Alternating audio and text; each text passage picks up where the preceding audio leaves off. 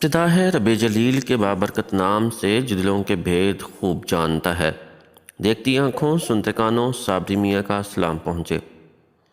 ناظرین محترم، مصر کی سحر انگیز تاریخ کلوپترا کے ذکر کے بغیر نامکمل ہے۔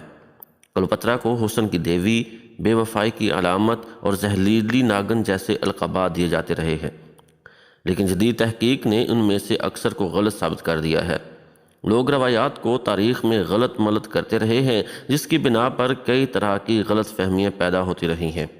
اس کے متعلق مشہور تمام باتوں میں صرف ایک بات صحیح ہے، وہ یہ کہ کلوپترا نہایت حسین تھی۔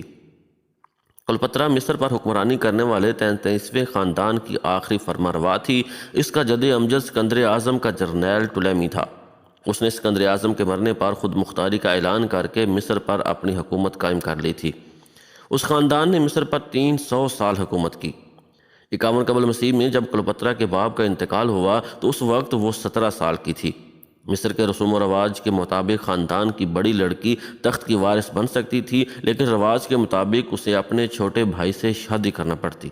چنانچہ کلوپترا کو اپنے 12 سالہ بھائی ٹولیمی 12 سے شادی کرنا پڑی اور دونوں مل کر مصر کے تخت نشین ہوئے۔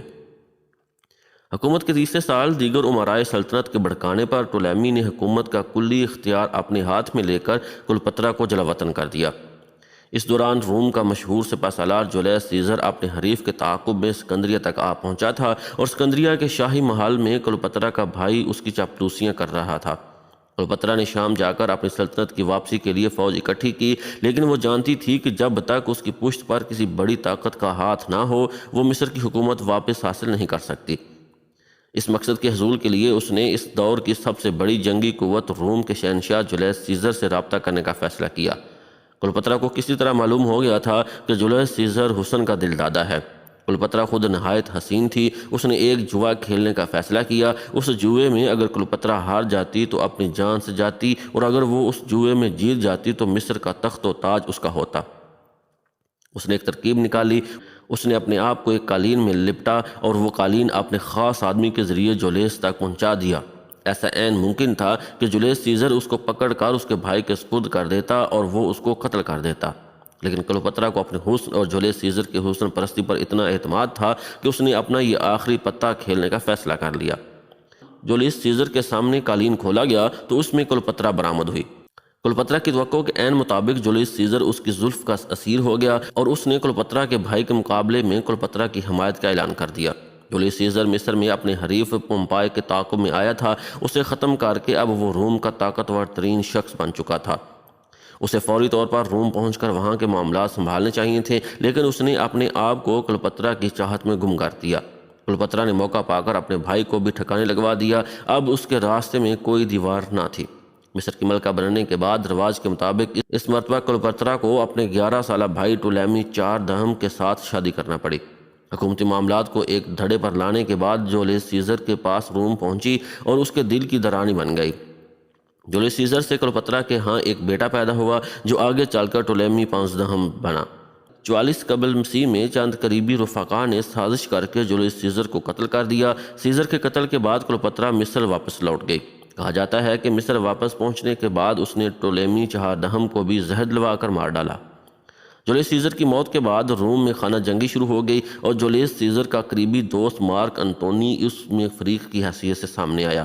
کلوپترا نے اس جنگ میں کسی ایک فریق کی حمایت کرنے سے اعتراض کیا، جس پر مارک انتونی نے اسے اپنے پاس طلب کر کے اس کے رویے کی وضاحت مانگنا چاہی، لیکن جب کلوپترا اپنے حسن و جمال کی حشر سامانیوں کے ساتھ اس کے سامنے جلوہ گر ہوئی تو وہ بھی اس کی محبت میں مبتلا ہو گیا اور اسے لے کر مصر آ پہنچا۔ کلوپترا کے ساتھ کچھ وقت گزارنے کے بعد مارک انتونی کو روم واپس جانے پر مجبور ہونا پڑا۔ اس کے جانے کے بعد کلوپترا نے اس کا جڑواں کو جنم دیا۔ 23 قبل مسیح میں اکٹوین، جو آگے چل کر سیزر اگسٹن بنا، اس نے مارک انتونی کے خلاف جنگ کا اعلان کر دیا۔ کلوپترا اس جنگ میں مارک انتونی کے شانہ بشانہ رہی۔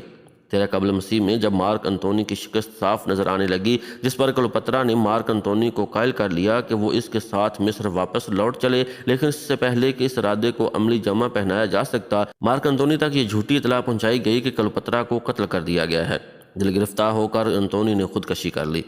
اکٹوین روز بروز مصر کے قریب پہنچتا گیا۔ کلوپترا کو اطلاع ملی کہ اکٹوین مصر پر قبضہ کر کے اپنی فتح کی یادگار کے طور پر روم کے بازاروں میں اس کی نمائش لگانا چاہتا ہے، تو اس نے خود کو سانپ سے ڈسوا کر خودکشی کر لی۔